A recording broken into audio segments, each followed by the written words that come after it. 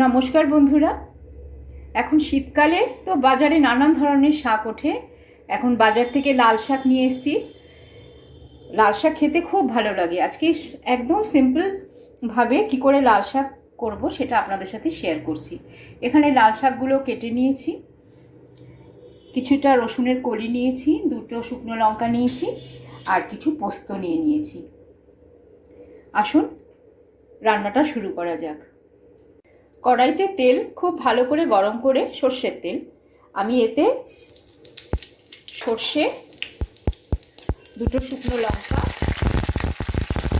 আর রসুন ফোড়নে দিয়ে দিলাম। এবার নুন হলুদ দিয়ে দিয়েছি। এবার দিয়ে নাড়াচাড়া করে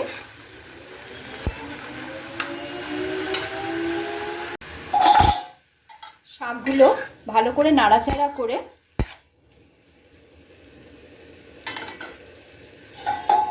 একটা ঢাকনা দিয়ে ঢেকে দেব, যাতে শাক থেকে জল বেরিয়ে শাকটা সিদ্ধ হয়ে যায়। দেখুন শাক থেকে কতটা জল বেরিয়েছে। এই জলটা একদম শুকিয়ে যাবে, ততক্ষণ অবধি অপেক্ষা করব।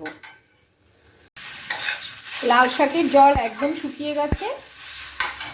এবার আমি পোস্তগুলোকে এর মধ্যে দিয়ে দেব।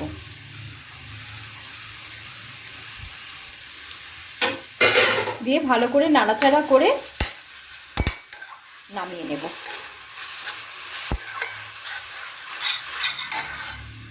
শাকটার জল একদম শুকিয়ে গেছে আর ভাজা ভাজাও হয়ে গেছে, নুন মিষ্টিও দেখে নিয়েছি।